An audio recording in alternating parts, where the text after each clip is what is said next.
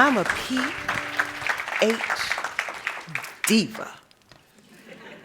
And I study sex, drugs, and rock and roll. I'm here to tell you about the perfect combination of the three: child sex trafficking. Child sex trafficking refers to the recruitment, harboring, patronizing, transportation, or soliciting of someone for a commercial sex act in which the person performing that act is under the age of 18. It takes into account that developmentally, emotionally, and in some cases even spiritually, children and youth cannot consent to their own exploitation. No 12-year-old wakes up and says, I think I'm gonna sleep with someone today for an iPhone. But that's the reality of what happens to them. Every few months, there's a scandal involving celebrities, both local and national, famous and infamous. Headlines at the time read things like, "Famous Person of the Month Caught with Child Prostitute." And then you see the memes and the jokes. One at the time read, "I like my women like I like my sandwiches, 6 and 12. In all of this media coverage, there is nothing, not one word, not even an iota of a word about what happens to the children. No one mentions if they receive counseling, therapy, nothing.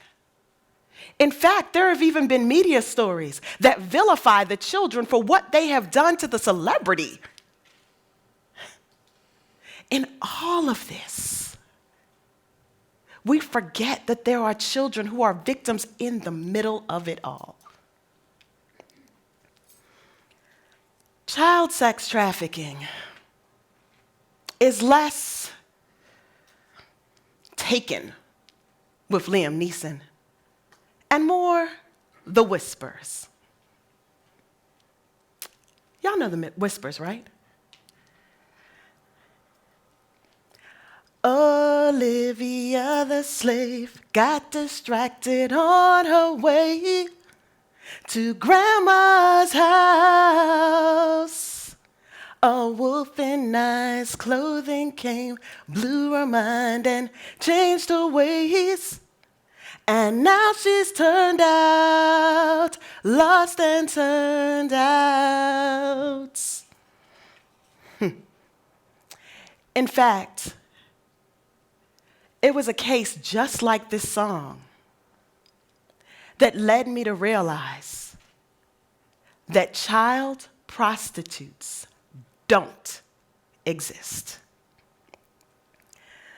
Let me tell you about my first case of child sex trafficking. It's a young woman, 13 years old, in what we call kinship care. Let's call her Olivia. Olivia was living with her grandparents because her parents were unable to care for her. And so the child welfare system legally placed her with her grandmother. One day, as Olivia is coming home from school, the superintendent of the building stops her and says, your grandmother's behind on the rent, but I'll try to find a way to help you all out.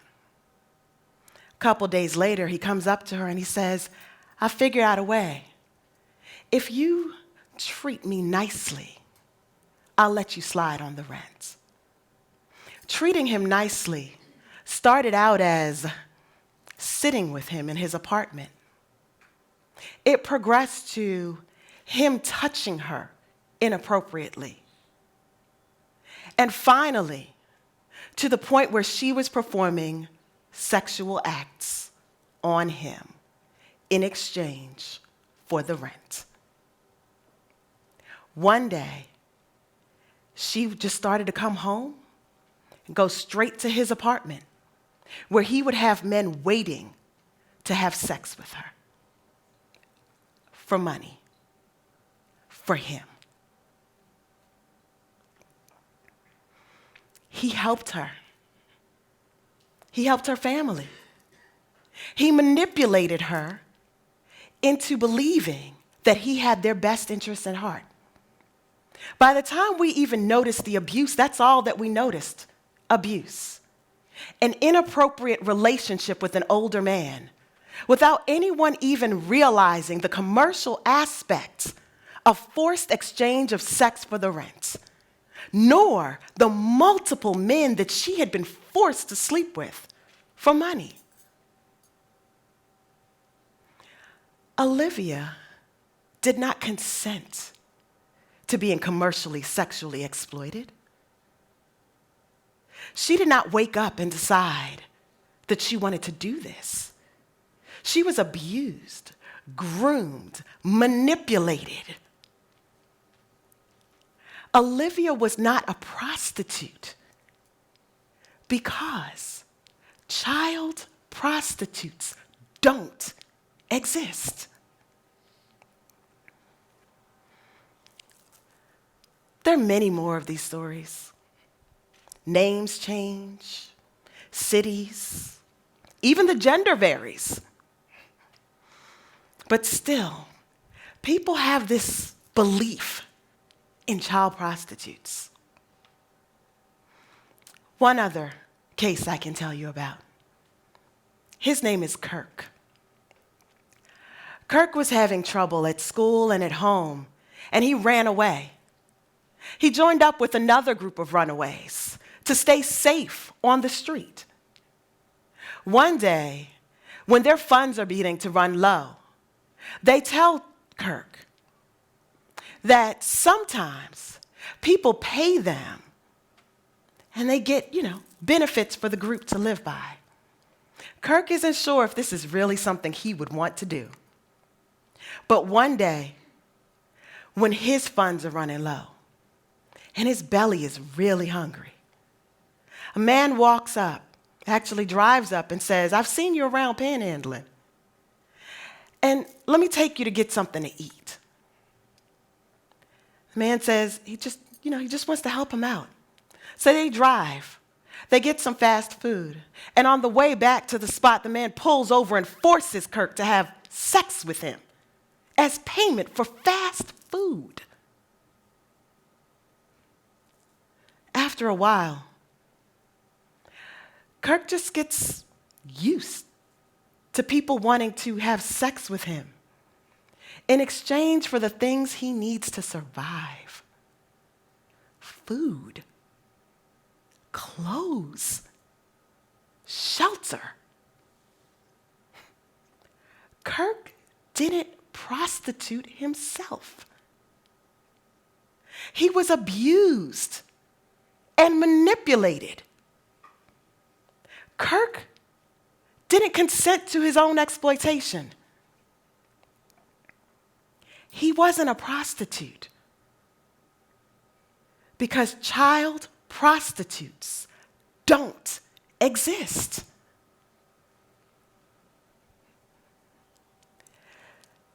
Human trafficking victims, child sex trafficking victims are just that, victims. They are abused, defrauded, manipulated.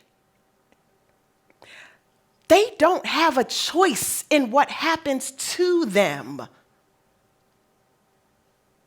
And so you shouldn't vilify them for it. They don't have a choice, but you do. If you suspect a child or teen is in danger of being trafficked, remember the 3 C's. Be cautious.